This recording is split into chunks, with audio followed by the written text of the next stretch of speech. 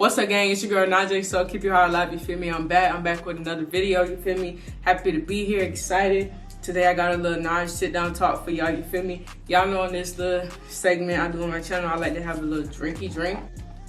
A little drinky drink, you know what I'm saying? This one right here is some, ooh, I ain't gonna lie, baby, this watered down. This is very much watered down. This is some watered down Coke from Chick-fil-A, and I'm kind of hungry, so I got me some cheese. I feel like this kind of mellows down this topic because it is a serious topic, but at the same time, to me, it's like, no cap, like niggas die every day, be worse things happen, you feel me? God bless the dead though. RP my baby daddy King Von, but we ain't gonna talk about that. Anyway, go ahead and hit the like on today's video just for the honesty, you feel me? Just for the transparency. Oh my God, I just bit. That is so ghetto. Just for the honesty and transparency, you know what I'm saying? Let's go ahead and get into it. Today, I want to talk to y'all about my experience with being homeless and how it affects me today. Yeah, let's get into it.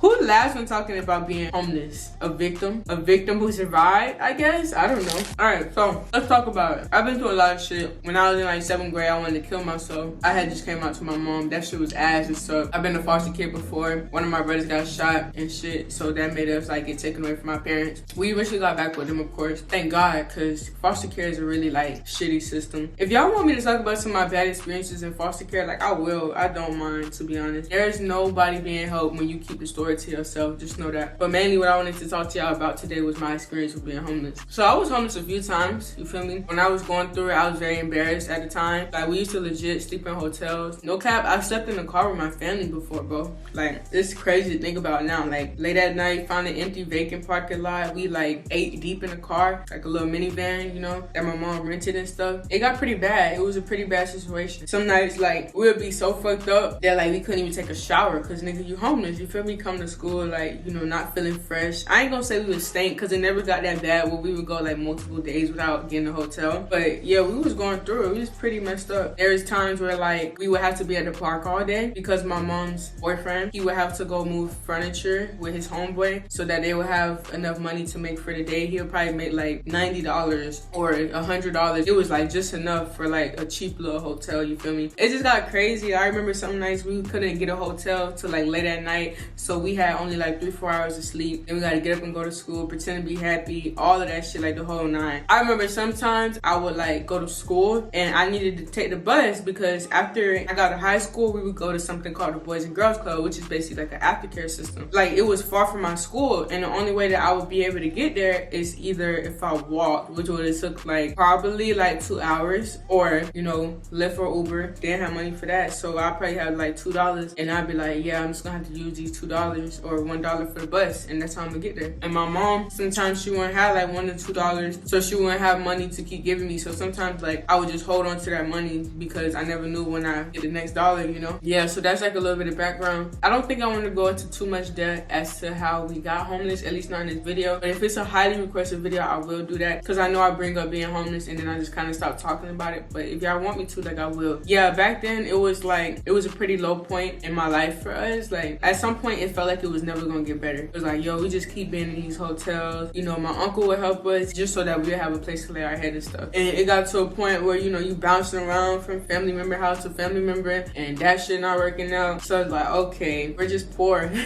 Like it's not gonna get better. Niggas are just poor, you feel me? And that's what it felt like. At some point it started to feel like, yo, this is just reality. Can't do anything about it, you feel me? So it's not too bad, no cap. Yeah, man, it was just a lot on top of a lot. And then, you know, you go to school and you seeing all these kids happy and you like, damn, I just want to be happy. Like, why do I have to be at school and worry about, damn, are we going to have a place to sleep tonight? Like, did mom have enough money for the hotel? It just sucked, you feel me? And then it's like, out of embarrassment, nobody wants to tell their peers or their classmates, like, yeah, I'm kind of sad because, you know, last night, you know, I slept in the car, you feel me? I want to talk about that situation and how, like, it changed me forever, you feel me? Because I feel like it's very important for me to have this conversation like with y'all. Maybe somebody is going through that right now, or maybe I don't know, but this is what my heart is compelling me to do. So being homeless mentally put me in a mindset of like, yo, you are always in survival mode. I'm always in a mindset of like, yeah, everything's good right now, but in 5 minutes this shit might go left. Because y'all gotta remember, I wasn't in that position one time, you feel me?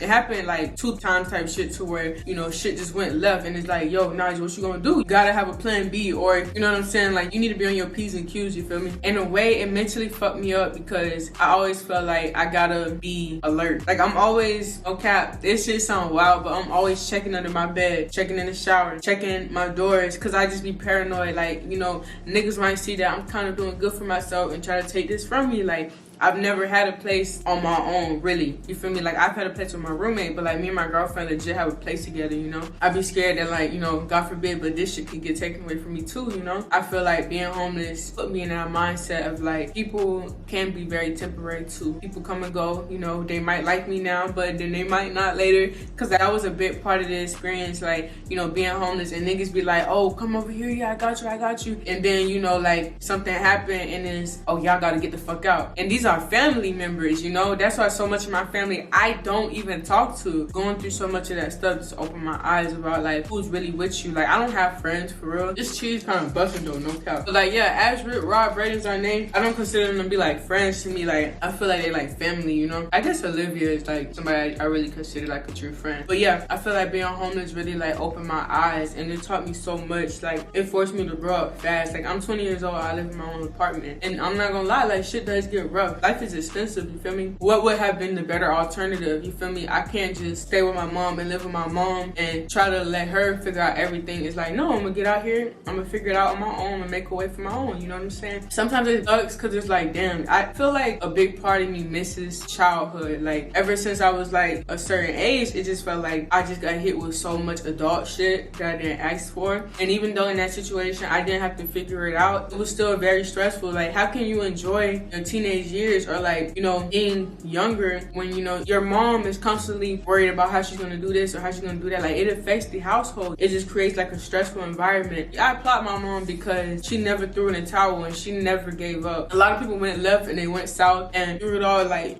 she still fought for us and she still kept trying, like, no matter what. So that's always something that, like, I have to applaud her for, you know? It's not an easy job being a mother of 6 kids, and it's not an easy job being the oldest of 6 kids, because sometimes, like, us going through that situation, it made me feel like, okay, we were homeless one time, we were homeless again, and it's like, okay, we can't keep being homeless and doing the same thing. I have to get out here and figure this stuff out on my own. And my way of doing that was, all right, I had to leave the nest so that I could make a future for myself, so I could come back to my siblings one day and be like, look, this is how you do this is how you build credit, this is how you pay a bill. But I feel like me being in the same household as them, it would have never been possible, because it was gonna be like, how can you help the struggle if you're in it? Right now, I'm not financially stable, so I still can't come back and help. But the goal is to one day be able to come back and be like, all right, y'all, we good now. Like, look, come over here, I'm gonna show you how to do this. Like, you know what I'm saying? I think being homeless, like, really changed my mindset overall with life. Like, I don't look down on nobody. People might think I'm doing good, like, damn, Nas got a house, Nas got a car. But it's like, I don't think I'm doing shit for real. Like, I'm not even trying to minimize my accomplishments, but to me, it's just like, this is just me getting started. I want to do so much more. To the day that I could come to my siblings and be like, look, y'all good now. Y'all could come over here. Matter of fact, oh, you want to live over there? I got you. I could get that for you. Even my uncle, here go 5 bands. Here go this and this. Thank you for all you did for me. It just feels like this is nothing compared to what I really want to be able to do one day. Being homeless shaped me as a better person, because people be talking down on homeless people all the time and saying this and saying that, but it's like, I was in that position. I know how those streets